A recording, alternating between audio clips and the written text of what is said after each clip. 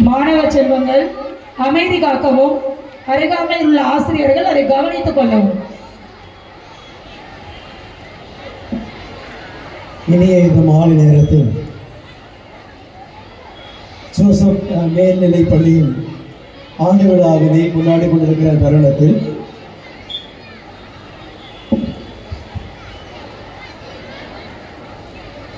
இந்த ஆண்டு விழாவிற்கு தலைமையேற்று இதை நடத்தி கொண்டிருக்கிற புனித அன்னார் சபை மாநில அருள் சகோதரி மற்றும் இப்பள்ளியினுடைய முன்னாள் மாணவியும் தற்பொழுது பேராசிரியருமாக பணியாற்றி கொண்டிருக்கக்கூடிய திருமிகு சாத்தம பிரியா உள்ளிட்ட அத்துணை சிறப்பு விருந்தினர்களுக்கும், பள்ளியுடைய தலைமை ஆசிரியை மற்றும் ஆசிரியர் பெருமக்கள், மாணவ மாணவிகளுடைய பெற்றோர்களாக கூடி வந்திருக்கிற உங்கள் ஒவ்வொருவருக்கும் எனது மாலை நேர வணக்கங்களை அன்போடு தெரிவித்துக் கொண்டு ஒரே ஒரு சிந்தனையை மட்டும் உங்களோடு பகிர்ந்து கொள்ள விரும்புகிறேன்.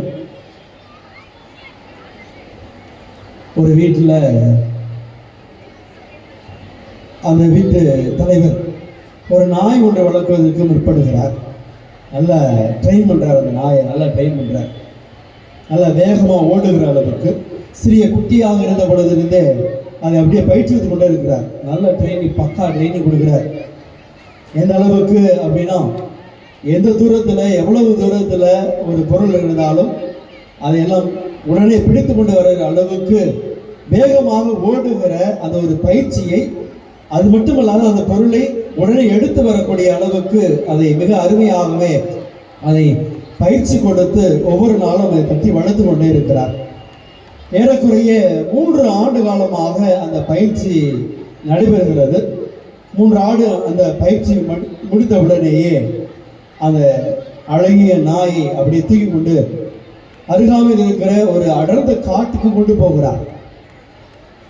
அந்த அடர்ந்த காட்டு கொண்டு போய் எந்த பொருளை குறிப்பிட்டு அந்த வீட்டு தலைவர் காண்பிக்கிறாரோ அந்த பொருளையோ அல்லது ஆட்களையோ அல்லது விலங்குகளையோ அந்த நாயானது வேகமாக பிடித்து வர வேண்டும் என்கிற அந்த ஒரு ட்ரெயினிங்கோடு அதை கூட்டிகிட்டு போகிறார். பக்கத்தில் காடு, அந்த காட்டில் பார்த்தா தூரமாக ஒரு அழகான ஒரு மான் ஒன்று நின்று கொண்டு இருக்கிறது. அந்த மானை பார்த்து இந்த நாயின்னு சொல்லுகிறார், அதை கவர்ந்து கொண்டு வா என்பதாக அதுக்கு அறிவுறுத்துகிறார். உடனே இந்த நாயானது வேகமாக ஓடுகிறது.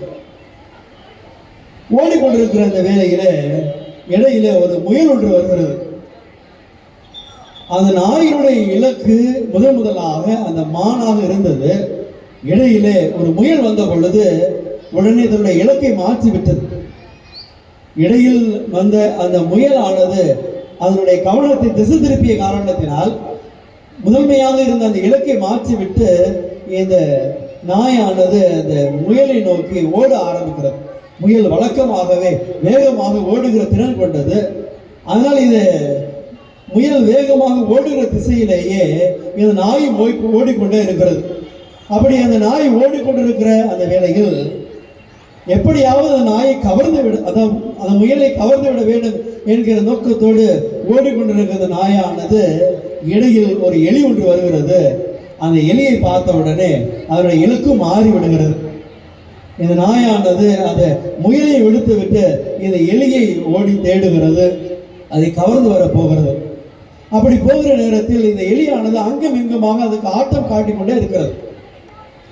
அது இந்த நாயானது எதற்கும் சளைக்காமல், களைத்து போகாமல் அது மீண்டும் மீண்டுமாக ஓடிக்கொண்டே இருக்கிறது. அதை பிடித்து விடலாம் என்கிற ஒரு ஆவலிலே ஓடிக்கொண்டிருக்கிறது.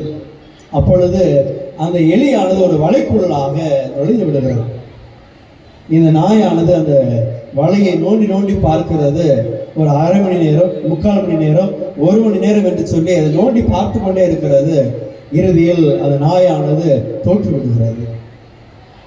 அன்புக்குரிய மாணவ செல்வங்களே, ஆசிரியர் பெருமக்களே, பெற்றோர்களே, எல்லாரும் கூடி வந்திருக்கிற வேளையில் ஒவ்வொரு மாணவரும் தங்களுடைய இலக்கு என்பது என்ன என்பதை அவர்களாகவே தேர்ந்தெடுக்கிறார்கள்.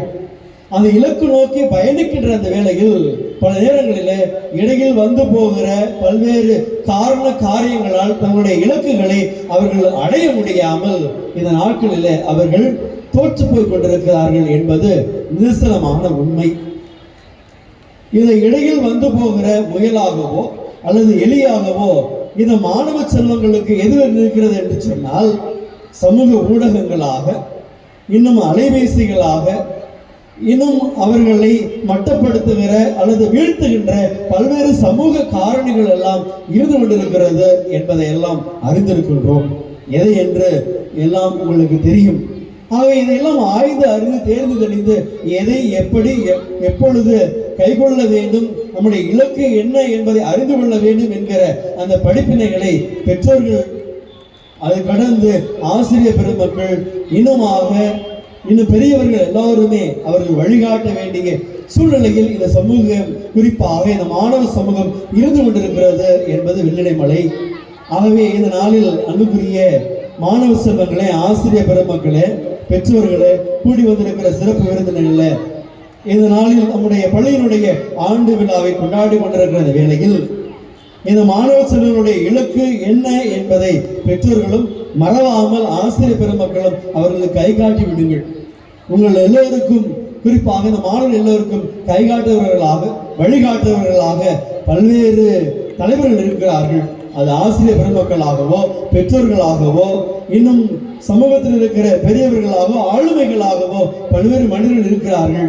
ஆகவே இவருடைய வழிகாட்டுதல் வழி நின்று இந்த மாணவ செல்வங்கள் எல்லோரும் தங்களுடைய இலக்குகளை மிக எளிமையாக அறிந்து கொண்டு அதை கடைபிடிப்பதற்கும் அந்த இலக்கினை எய்துவதற்கும் தேவையான ஆற்றலை நீங்கள் எல்லாரும் பெற்றிட வேண்டும் என்கிற அறிவுறுத்தலை இந்த நாளில், ஆண்டு விழா நாளில் சொல்லிக் கொள்வதில் மிக மகிழ்வடைகின்றேன்.